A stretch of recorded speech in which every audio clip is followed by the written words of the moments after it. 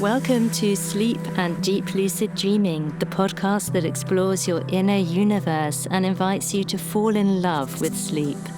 I'm Dr. Claire Johnson, and I'll help you tap into your own genius and discover the mysteries of sleep and lucid dreams.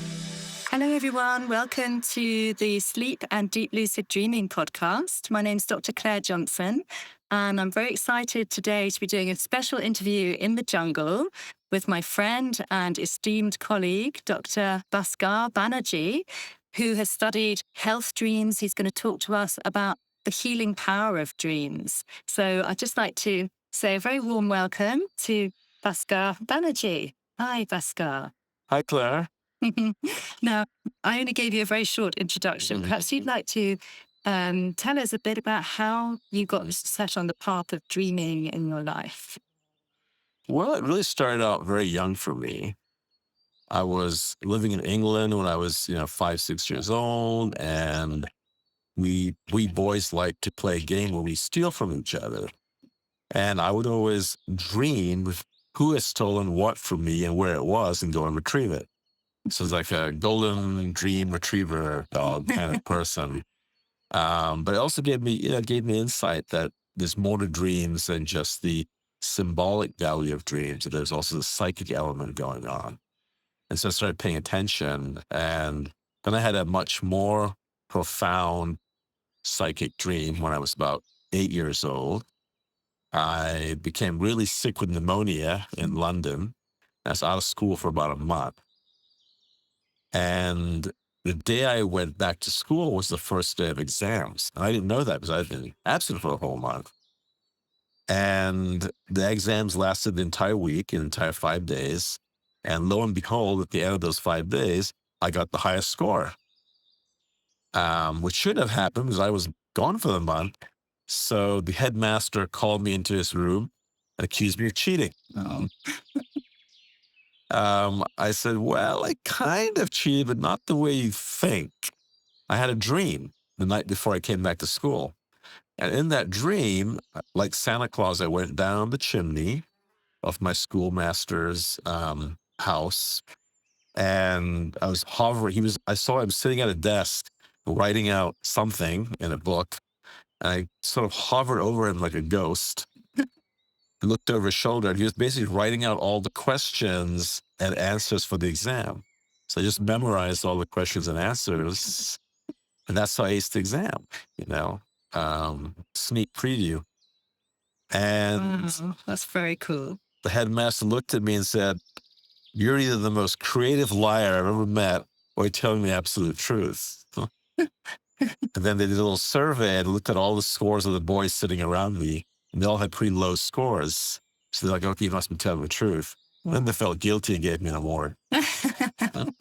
Was it an award for the most amazing dreamer of the school? No. Just for the highest scoring, student. And there's a nice big trophy that my parents couldn't deny, My parents were always a little bit skeptical about my strange behavior. Your dream ability. Yes, dream abilities, So this they couldn't they had to at least for 6 weeks, they had to acknowledge there was something special going on here. Wow. So ever since you were really young, you've just had this connection with your dreams, and they've been able to help you out in difficult situations. Yep. Yeah.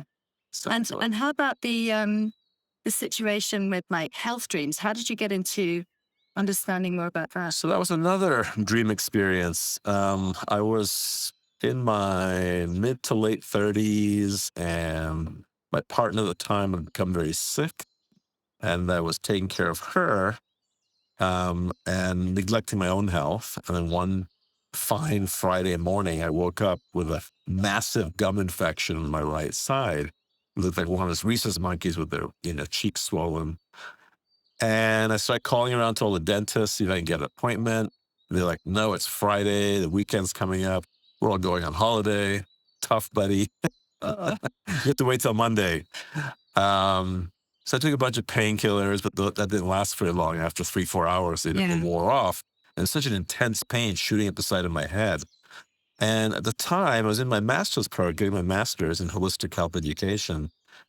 And we were reading a book in one of my classes by Eckhart Tolle, The Power of Now. Um, and in it, he mentions that when confronted with intense pain, instead of trying to get rid of that pain or pushing it down, embrace it. Mhm. Wrap your arms fully around that pain and see what happens. Yeah. So I thought, okay, I've got nothing better to do. Let's try it. So I sat myself down in a nice, comfortable chair, closed my eyes, and began to like sink into that pain. And the pain became so unbearable that I passed out. Wow. But I fell into a dream. And the dream, I was still sitting in that chair, but now I was in the great void, in the sort of outer space, completely dark. Yeah. And all of a sudden, this Dakini appears in my vision. A Dakini in the Hindu Buddhist tradition is like a celestial healing dancer. They have healing powers, but they're dancers. Mm. And this lovely Dakini came and surprised me. She sat in my lap and started kissing me. And with each kiss, she drew some of the pain out of my mouth until it was all gone. And then I woke up. And when I woke up, I thought, I must be still dreaming. There's no way in such a short time, all that pain could have, Right. could have been taken away. So I did a quick reality check. I looked over at the clock. It said 8 p.m. I looked away somewhere else. I looked back at the clock. It still said 8 p.m. So I was awake.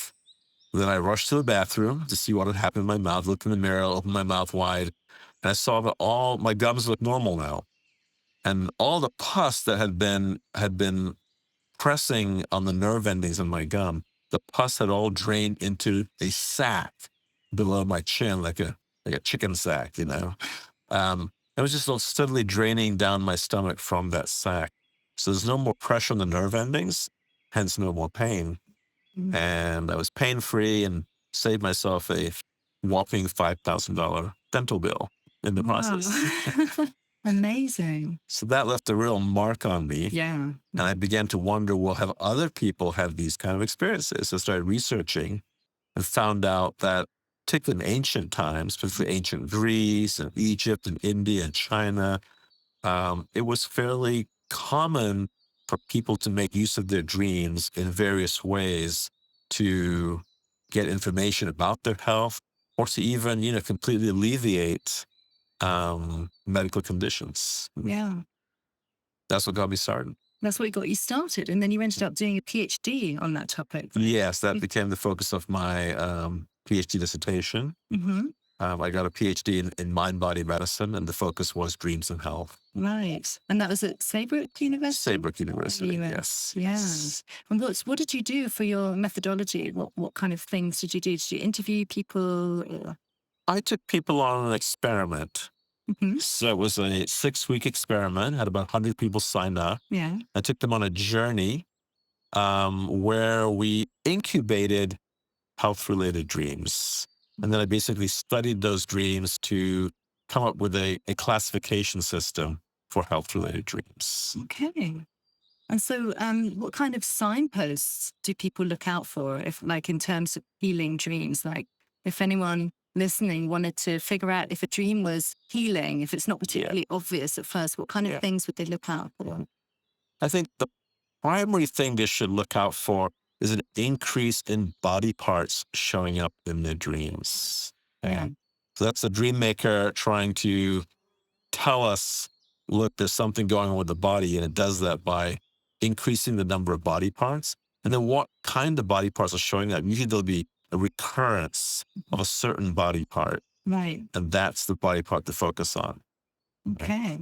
So that's the most common signpost. Mhm. And then look for medical situations, personnel showing up in your dreams, medical themes, right? Our nurses, doctors, medics showing up, ambulances, clinics, hospital settings, Right. or medical procedures like an X-ray, an MRI, something of that nature. So that's also a very clear indication that something medical is happening, and the dream maker is trying to get our attention. Now, particularly important is if often a medical personnel will say something to us in a dream. Mhm. They'll often be very specific about what's going on. So, they might say, oh, you should get that knee checked out. Mm-hmm. So whenever a doctor or a nurse in a dream tells you something of that nature, pay heed. Pay attention. Attention. Yeah, exactly. Yes. Yeah, I remember hearing the story of a woman who had dreamed that she had an X-ray, and the X-ray showed this kind of blue egg at the very, very top of her spine. Okay. And she didn't know what the dream meant, but it was very ominous. Right. And she went to the doctor and got checked out, and it was a brain tumor. Yeah. Okay. That kind of thing always makes me think, well, okay, you could think the worst really easily with any dreams, because sometimes there are dreams that seem like they might be health related, Right. and then might send people into a panic. Right. And yet a lot of dreams are actually more kind of emotional or, sort of psychological than directly physical. So how would people tell the difference? What would you recommend? Well, I don't think you can tell the difference right off the bat. So you need to look at it at both levels, Yeah, symbolically and literally. exactly. Do some dream work. Do some dream work. And once again, it's all about recurrence, right? Is the image recurring? Let's say I have one dream and I evaluate on a purely symbolic level. Now, if my evaluation has been correct, then it shouldn't recur. Right. So if it keeps recurring, then I know that symbolic evaluation wasn't sufficient. I need to look at other levels. Yeah. I should look at the physical level then and see, okay. And usually once you get it, the dream stops recurring. Exactly. That's a very common phenomenon. Received. So recurrence is important. So usually once we make the correct assessment, the dreams tends to stop recurring. Okay. Or we take the appropriate action. So I'll give you a very simple example. I had a period in my life where I used to drink a lot of Diet Cokes, right? And then I started having dreams where I would see these crushed cans of Diet Coke in a garden with crabs crawling around. Right? So I realized, the crabs were a sign of cancer. This astrological sign of cancer is the crab, and that I will get cancer if I continue this habit. So as soon as I stopped drinking the Diet Cokes, those dreams went away immediately. Wow. And that's and that's usually the case. Right. So it's about following the wisdom of the dream. Yeah. I mean, one thing that I always cite to other people when I'm talking about your study, your PhD study, is this example of this woman who I think, what was her problem? Was it something like really high blood pressure or something? High blood pressure. And you tell the story about the potatoes. Which one? Oh, the potatoes. Yeah, there was a lady who had high blood pressure, and she kept dreaming potatoes in different contexts. She had like a potato database, and people making potato dishes. It just kept going on and on. And so finally, she Googled, what's the nutrient value of potatoes, and found out that that's indeed one of the foods to lower blood pressure. Right. And once she acted on that information, then sure enough, her blood pressure went down to the point where she no longer need to use meds anymore to manage it. Excellent. Yeah. And do you have a few other examples like that from your PhD?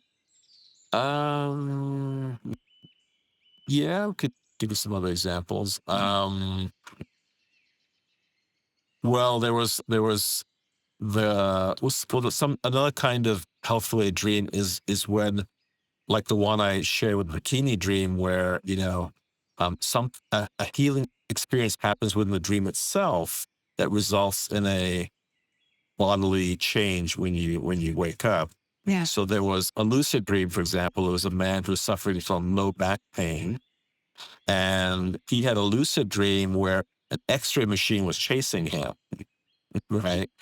And the X-ray machine zapped him in the exact area of his body where he was experiencing the pain. And then when he woke up, he was no longer having any pain anymore.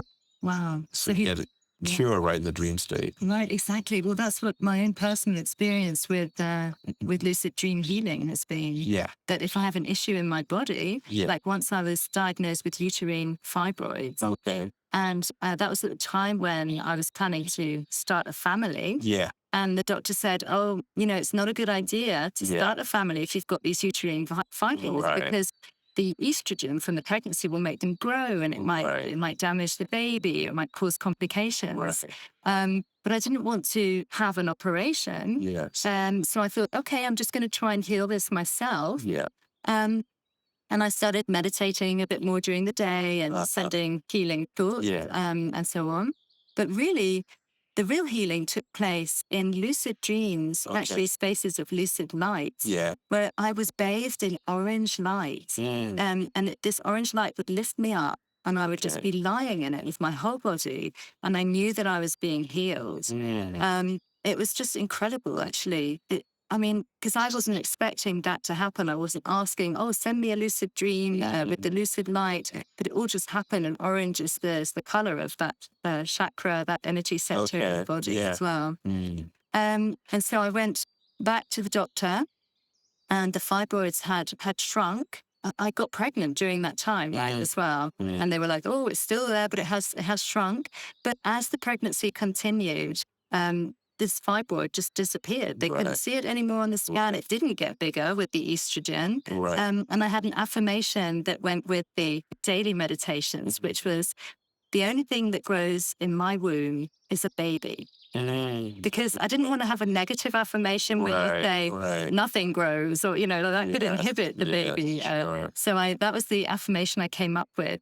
And it ended up being true. And after the pregnancy, I'd had my baby, and they checked me out again, and there was just zero sign of any fibroid. It actually vanished. Yeah, exactly. So I really attribute that to those three factors: the meditation with the affirmation, and kind of bringing those two states together during the waking state, and then these spontaneous healings, which went on. I had a whole series of these healing lucid dreams. So I think once we send that really strong message to the unconscious, I engage in my healing process. I want to heal. This is my desired outcome.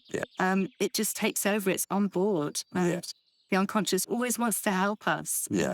And I believe that every dream that comes has a healing function. So it's just huge how much healing we can access when we engage with our dreams, our lucid dreams, and also lucid states of consciousness while awake. And did you have anyone in your study who had dreams of light like that, or? Yes, that was one of the categories of healing experiences, was light. Light, sound was there, light was there, both were there. And so in the incident of sound, like what kind of things were people experiencing? Was that healing vibrations or music? Yes, healing vibrations. One person did have like a celestial music playing in their dreams, so that was there as well. But usually in the form of some kind of vibration that they would feel it coursing through their entire body, and they felt like it was healing them of whatever their affliction was. Yes, definitely. Amazing.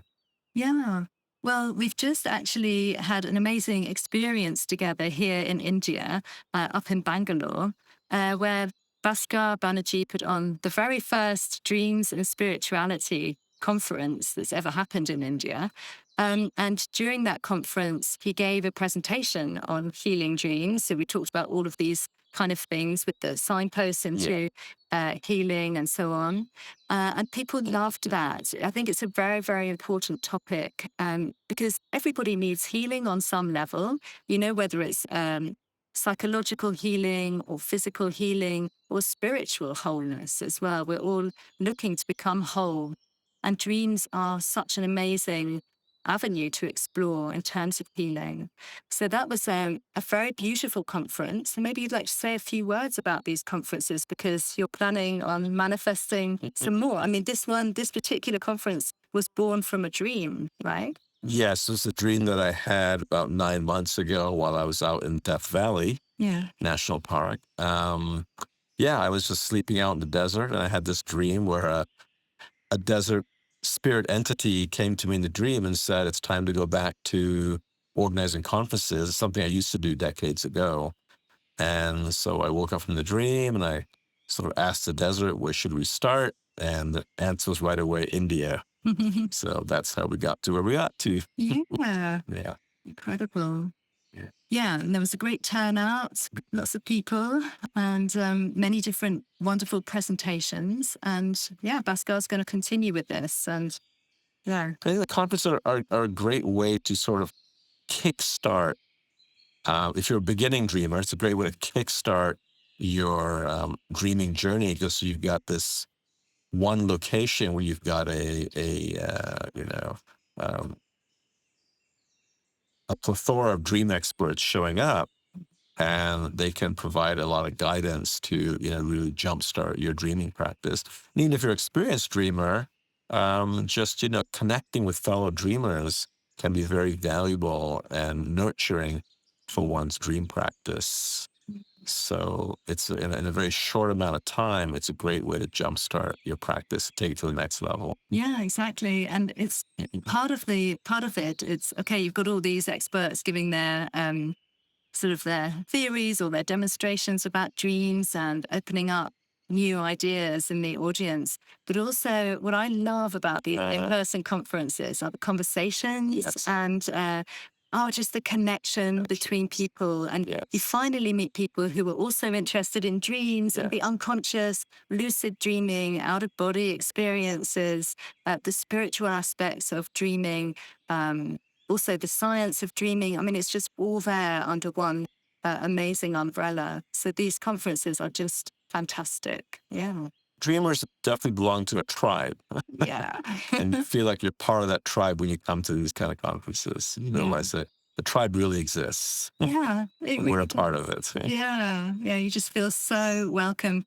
And one of the main feelings I was really getting from people at the conference was gratitude, like this wonder, this joy that, finally I can share this incredible dream experience I had all those years ago.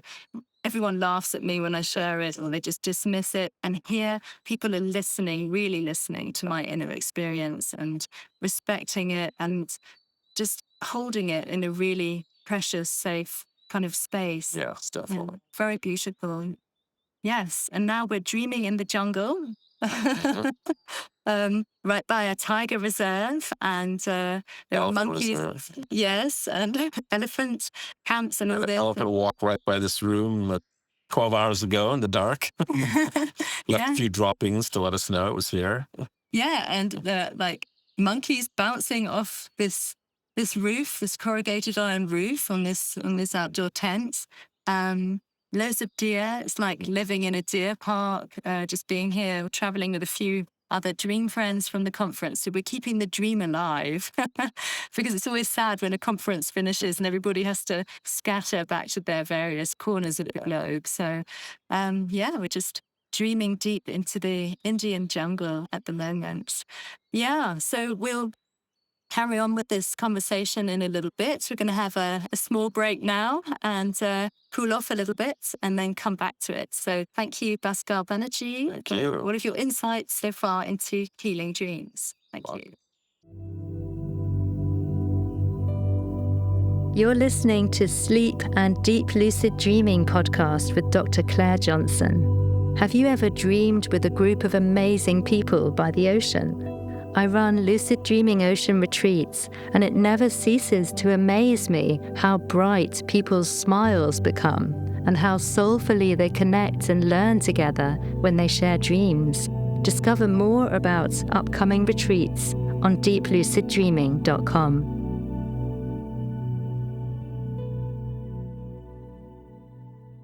And we're back again with Dr. Bhaskar Banerji, and we'll be talking a little bit more now about the practical nature of dreams and how they can help us in very, very practical ways for almost any area of our lives. So, Bhaskar, what do you think about dreams? Why do we dream? Let's start with that first of all.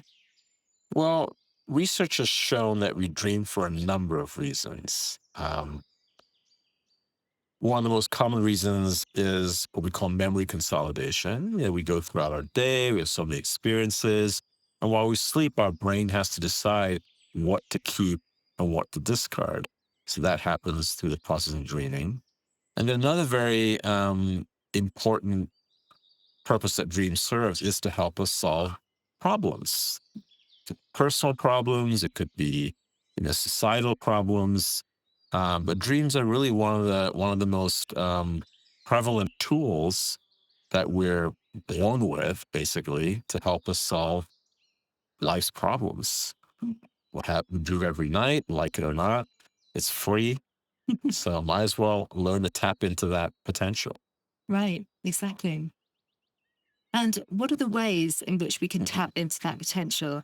What kind of advice would you give to people who want to start working with their dreams for problem solving or for other practical uses in their daily lives? Well, the first step is one has to increase dream recall, right? So we don't remember the dreams and how we're going to take advantage of their problem solving ability. I think the second, thing that we have to consider is we have to hold dreams with a certain amount of reverence, right? If we don't value dreams, then how are they going to come and assist us, Right. right? And that's the problem. Often it starts from childhood, right? With Yes. parents dismissing dreams or, dragging people out of bed too early because it's time for school. I mean, that's a tough one to change because that's the way it is with school times. But ensuring that a child gets enough sleep, goes to bed early enough to actually have the richness of their dreams, and then being there to listen to that child when they talk about their dreams is just so vital. And it's, tough for children when they're not heard, when they're not listened to.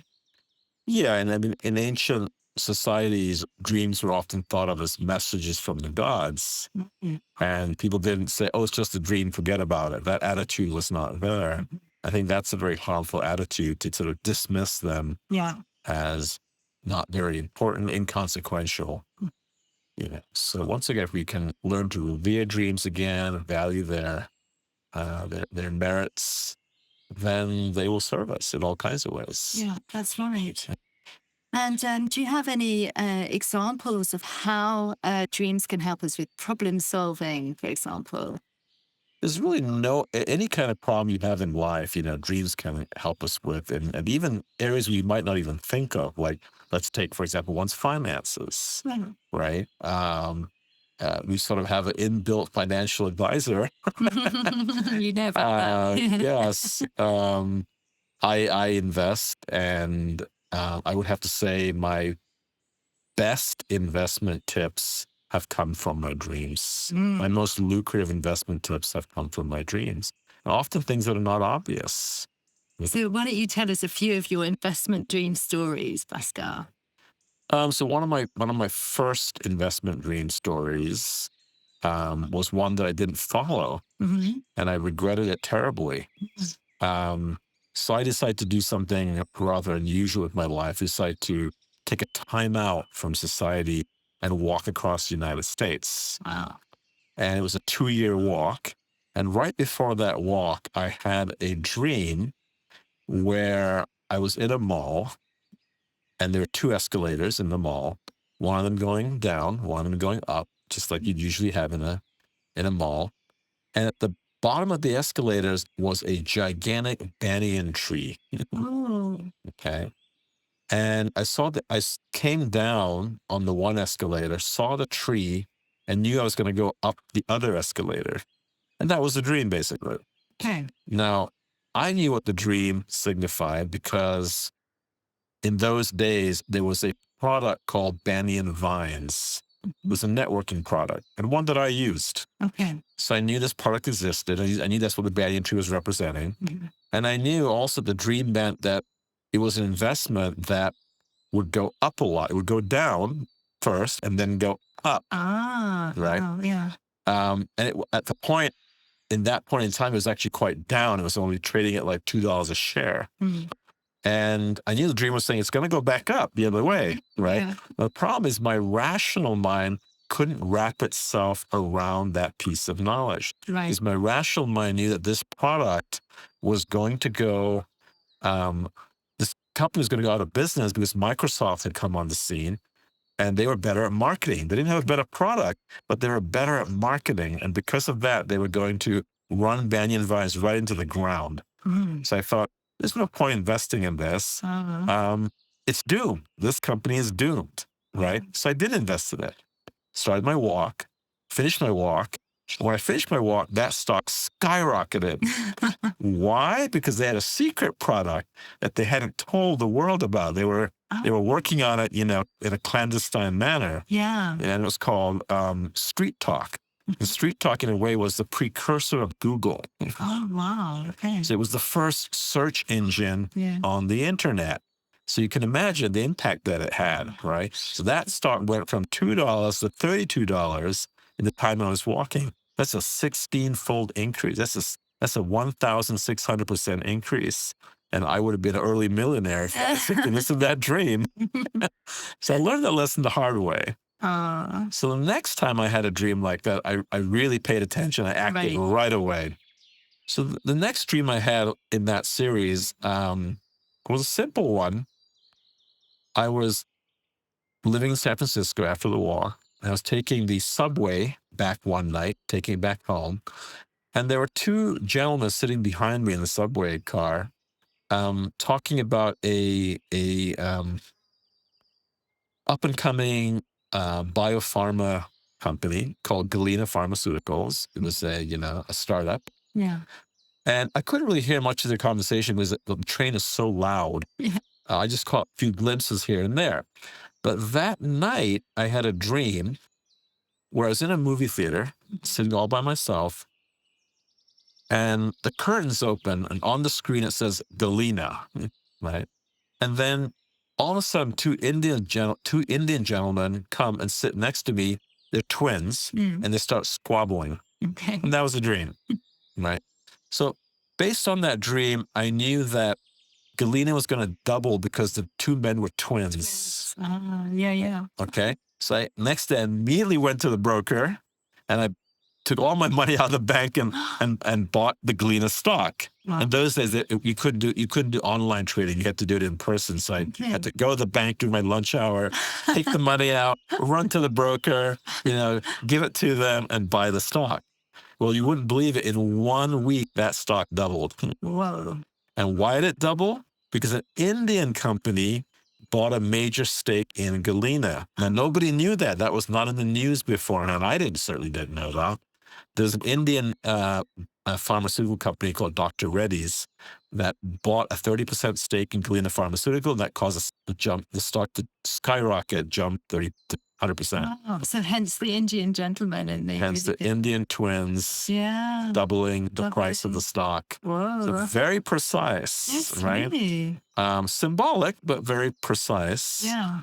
And that really increased my faith in these types of dreams. Mm-hmm. And since then, I've had about 32 of these kinds of dreams, and 30 of them have turned out to be lucrative. Right. Yeah. Wow, amazing. Yes, and I think I wrote about that, part of that, or some of your story in Elixir of Sleep. Yep. Yeah. A lot of companies that we take for granted now, who, companies like Facebook and Tesla, I dreamt about these companies years before they became heavyweights. Oh, yeah, the Tesla dream. I think that was in Elixir of Sleep. Do you want to share that one about the boardroom, wasn't it? Yeah, so that was, once again, it's very simple. And this often happens in my financial dreams where I'm actually walking around inside of a company's headquarters. Mm-hmm. That's a common theme. So this particular dream, I was walking around in Tesla headquarters, and I walked through the boardroom, and they were all cheering. And they were cheering because the stock had gone up a lot. Okay. And they gave a price at which the stock was at, which was well above what it was at in waking life at that time. So in the dream, the stock was somewhere around, I think it was around $310, $312 a share. And waking life at the time was around 170. So it was a good almost 100% increase in value. So I bought the stock, and I woke up and bought the stock, and I was a little nervous because the stock started going down. Now, you see, in those days, Tesla was not a well-known company like it is today. Right. And actually, there was a lot of skepticism, surrounding the company, because Elon Musk was claiming that he was going to produce 1 million plus cars a year, when what they were doing in reality was only producing 20 to 30,000 cars per year. And to scale up that much in a year and a half or 2 years just seemed like a formidable task, if not an impossible task. And my rational mind knew that because I had spent 10, 15 years in Detroit, which is the hub of the car industry in the United States. So a lot of my friends are actually in the auto industry. So I had a lot of inside knowledge and insight, about that industry. And my rational mind was like, he can't pull this off. There's no way he can pull this off. It's not possible. And that's what all the analysts were saying across the world, from Detroit to New York to Tokyo. They're all laughing at him. There's no way he's going to be able to pull this off. But he did. And that stock skyrocketed. And it went well past what my dream had actually designated. Wow. So my dream had designated something around 310, 312. That stock went all the way past 1,000. Wow. It was the best performing stock of that year. So I was, Tesla went from a company that few people knew about to a household name literally within about a year Yeah. or right. two, Wow. So, So these dreams, I mean, obviously you know a lot about finance, right? I mean, no, I don't. I have no you do a lot more background in than I do. finance I know nothing whatsoever. about that. No formal training in finance I've whatsoever. never done stocks and shares. I've never I know nothing about that, how it all works. So you definitely know more than I do. Well, but I'm completely self-taught. All right. Yeah. But what would you say to someone who was interested in kind of earning a bit of extra money and perhaps tapping into their dreams to help them to make an investment? What advice would you give them? Are there any practical steps? What should they look out for? That kind of. Well, you see, the interesting thing is the dream maker knows our level of education, right? So the dream maker is only going to give you tips that will work for you. Right. Right. So if you don't know anything about stocks, it's not going to give you stock tips. Right. It's going to give something that makes sense to you. It might say, buy gold coins, right? Something like that. Something Simple. Or invest in your nephew's business. Right. Right. Yeah, something that is accessible to you. Right. If you do have some knowledge of markets and other, investment opportunities, then that's where it's going to direct you. Yeah. Right? So it all depends on our knowledge. It's going to work with where we are. That makes today. sense. Yeah, that makes sense. Otherwise, we'd miss the cues completely. Yes. Yeah. So, yeah. And so for you, it's like company names come up, or else you're in the board. yes, exactly. Company names come up. Yeah. Or a voice might even tell you. Like I had one of my most lucrative dreams ever was my deceased father coming and telling me, invest in AI. Oh, He gave me a 9-month heads up. really? Yes. Oh, So I was ready for the big boom when it happened. amazing. Got in early on that one. Amazing. Yeah. So, Was he interested in investing? he invested himself. Yeah. But more than that, he was always concerned about my financial future. Okay. Right. Yeah. Because he cares about me. He's coming to help me in that regard. Right. So it's interesting how deceased relatives come Yeah. most often to tell us issues about our health. Yeah, they do exactly. That's what I was thinking. Yeah. Yeah. So, but in my case, health was not the issue. Right. Well, at least not my physical health. It's more my financial health was the issue. Financial. So he came in that regard. Yeah. Right. So, yeah, I think very much it was my father, because one thing I noticed was that after my father passed away, that first year he would come to me almost very regularly on a monthly basis. Yeah. And we'd go for a walk, we'd have a chat, Oh. and that went on for a year. Then after a year, that changed. Yes. Yeah. I would still see him in dreams, but I would no longer be interacting with him in that one-on-one kind of manners. Oh. That's beautiful, though. I mean, like having that connection, that ongoing connection with the deceased loved one is so precious. It's very reassuring, makes you realize, oh, they're still around. Yeah. I don't have to grieve for them so much, they're still with me. Exactly. Yeah, I've had that as well in dreams, like deceased loved ones, like grandparents. Yes. Just meeting them again in the dream, just like for a hug or to talk about the nature of life and death and what lies beyond life and how does it feel. And it is incredible. It's like sometimes it really does feel like you are communicating with their essence. Other dreams, it can also be the case that it feels like it's almost like a kind of composite personality, or like a memory of that personality or an aspect of them or something. But there are times when there's this deep, enduring connection. And it's amazing. These visitation dreams can be transformative.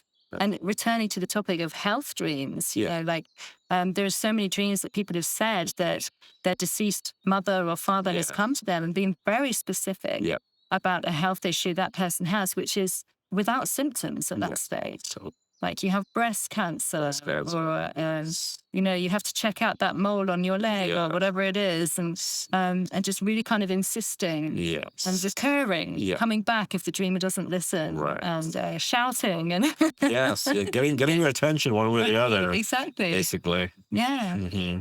And that's lovely knowing that we have, in some cases that our deceased loved ones are They're allies. Yeah. They're allies. They become guides through life. Yeah.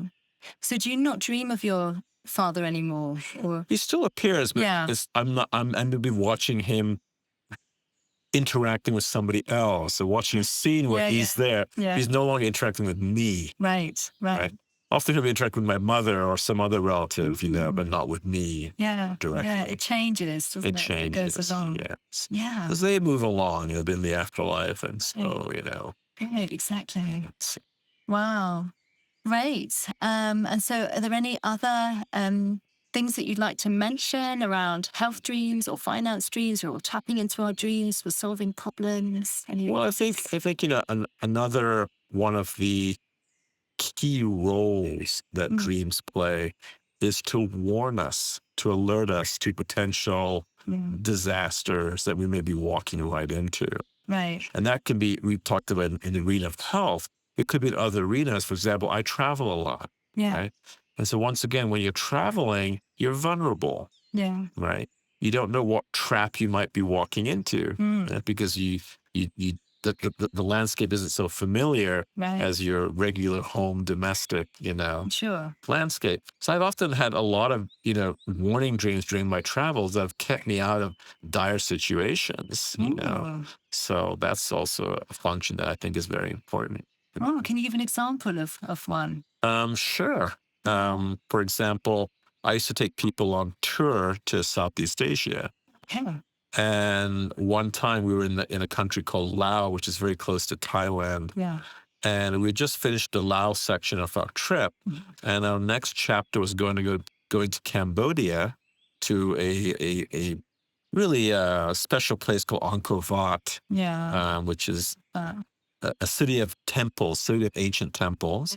And my program was to take our group along a more scenic, romantic river journey to Angkor Wat. And I was, very attached to this idea because it was such a different approach. Yeah. But the night before we were going to Cambodia, I had a really frightening dream where I found myself in the capital of Cambodia, and we were attacked by a gang, and the gang leader shoved a gun down my throat. Whoa. And I woke up trembling from this dream. And whenever I wake up trembling from a dream, I know that's a really serious message I have to pay attention to. Right. Yeah. So I realized that we have to change our route. We can't take that river journey down. Let's just fly directly to Angkor Wat. So I told the group, I said, look, I had this dream, and this is what I think it means, and we're going to change directions and go down this other path, take a straight shot. But there was one couple in our group that didn't want to do that. They were like, oh, you can't just base this on a dream. That's silly. It's just really silly. It changed. We really liked this idea. You had us going down the romantic, river cruise. Yeah. I said, well, you guys are on your own. You want to do that? Go for it. But the rest of us are going to go. Right. Yeah. So, we went, and a few days passed by, and there's no sign of the other couple. They should have been here by now, and it was long overdue. Starting to get a little worried, what happened to these people. Then I suddenly get an email saying they left the trip entirely because they got kidnapped. They got kidnapped? Yes, they were going down the river. Oh, no. And a sort of ex-militia group from the war days, from the Khmer, Rouge war days, intercepted them and tied them up, blindfolded them, took all their belongings, and set them back on the river. And they were so terrified and traumatized from this experience, they decided to abort the trip and just go back home. Of course, yeah. And of course, the rest of the group was so happy they didn't go down the river. Exactly. Thank God for that dream. Wow. Because it would have been very traumatizing to have that happen, especially in a foreign country. Yeah, well. Anywhere, but even more so when you're not in your home base. So that's, a perfect example of the Wow. kind of, I would say deadly situation that a dream can help, prevent. Yeah. And I've had many of those. It's just one example, but I've had many of those throughout my life. So yeah, that's one of the critical functions of dreaming, is to warn us of life events that could be potentially devastating, so we can sidestep them. Yes. And Dreams show us possible realities. I always think they show us potential futures. I don't think anything's set in stone. yeah, The dream will feel its way into the future yeah, and bring us back information and advice so that we can steer. navigate. Steer through Steer. it. That's it. But whenever you have a dream where you wake up trembling, Yeah. your heart's pounding, those are serious messages to, pay heed to. Yeah. Exactly. Especially quite literally. Take them more on the literal level. Don't just take them symbolically, it could be something really ominous that the dream maker's trying to warn us about. Yeah, right. There was one story I remember reading about. There were these mums. They used to take their kids to school, always meet on the same corner. And then one morning, one of the mums woke up from a dream that there was going to be a plane crashing on them and killing them, right, at that corner. So she phoned her friend. Didn't dare to tell her the dream. Right.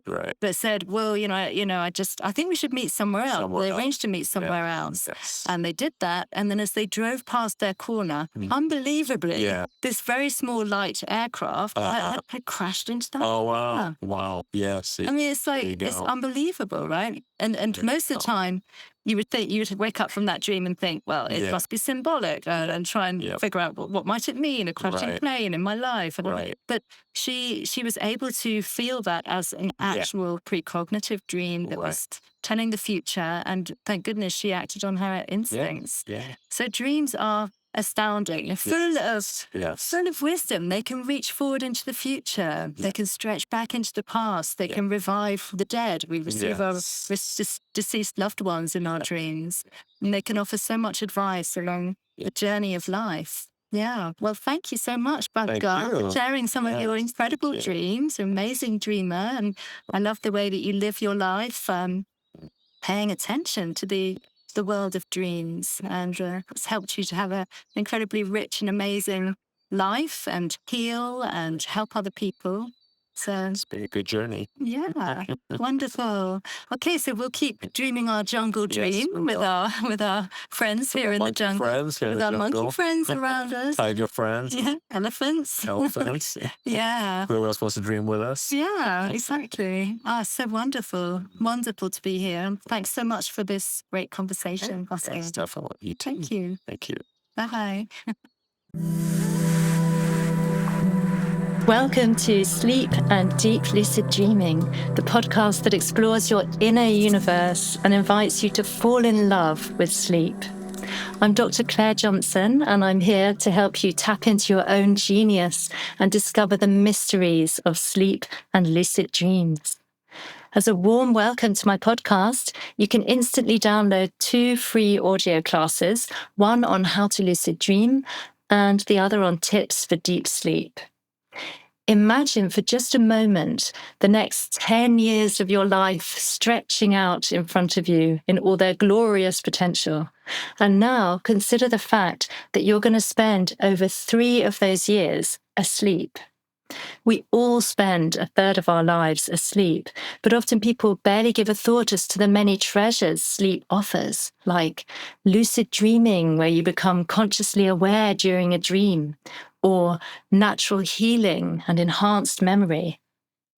Sleep harbors the genius of your unconscious intelligence, which helps with creativity and problem solving. And once you get into deep lucid dreaming, you may even receive enlightening insights into the nature of time, space, and reality. These are just some of the gifts sleep brings.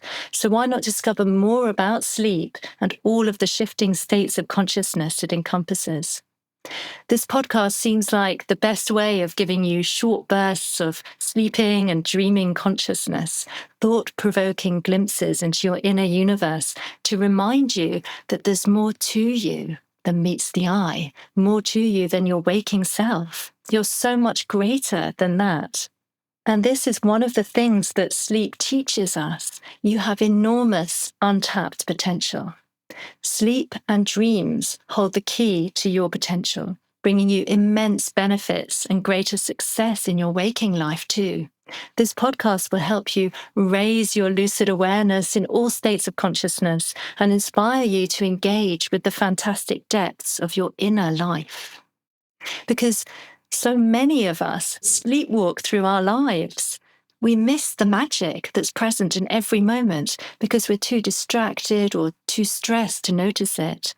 But when we engage with our dreaming mind and embrace the gifts of sleep, we awaken to the bigger picture of life. We become aware of the dreamlike nature of life itself, and we understand how best we can navigate this collective waking lucid dream, the lucid dream of life. And this podcast aims to answer your burning questions about lucid dreaming, sleep, and consciousness. You'll receive tips, techniques, and rituals you can instantly apply that same night to open up your inner universe. My passion for lucid dreaming began when I was just 3 years old. And for decades, my professional life has revolved around helping others to discover the marvellous world of sleep and lucid dreams. To give you a bit of background, I was the first person in the world to do a PhD on lucid dreaming as a creative tool. I've written 8 books, including The Art of Lucid Dreaming, Elixir of Sleep, that's my latest book, and The Art of Transforming Nightmares, as well as the massive and groundbreaking complete book of lucid dreaming.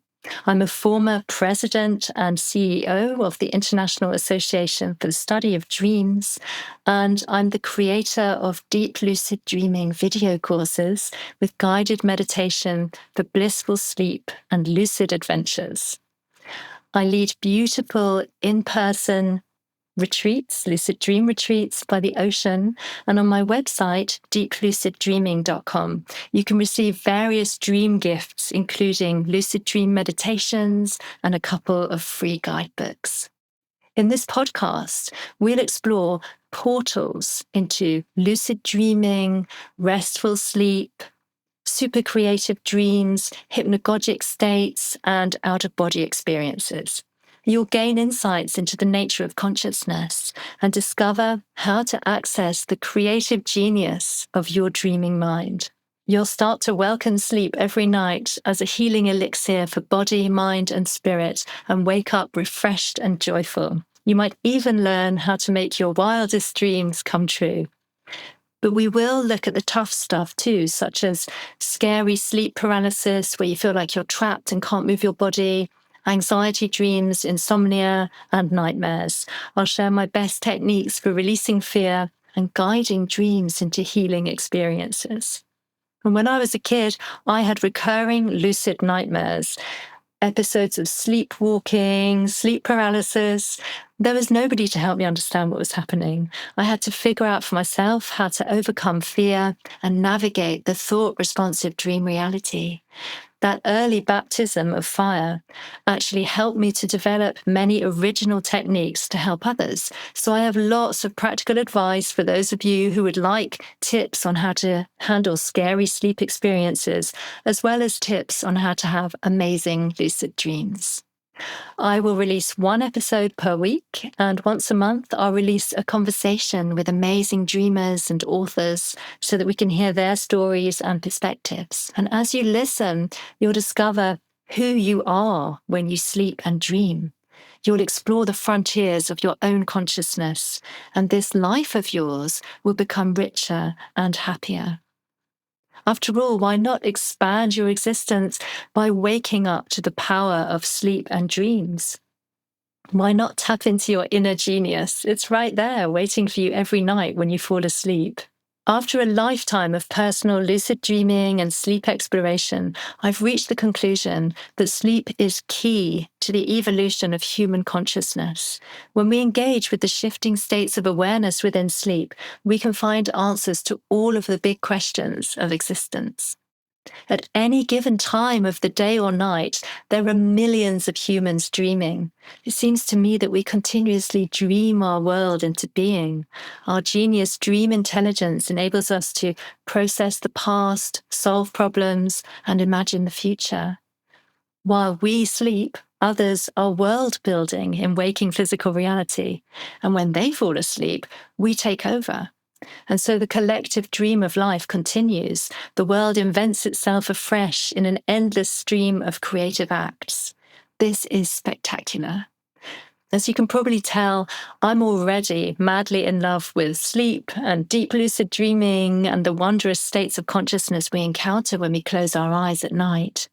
And my hope is that as you listen to my show, you'll fall in love with sleep as well, and that this will expand your consciousness and increase your happiness and improve your life on all levels of being. So I invite you to engage with me by subscribing to my podcast on your favorite platform and writing a quick review if you have a spare moment. That would be very kind. And you're welcome, perhaps at the end of your review comment, to suggest a topic you'd like me to explore, or a question you'd like me to answer, so I can look out for those and we can co-create this as we go along. Stay tuned and I'll help you to take your sleep and your lucid dreaming to the next level. Thank you very much for listening, and I wish you deep, lucid dreams.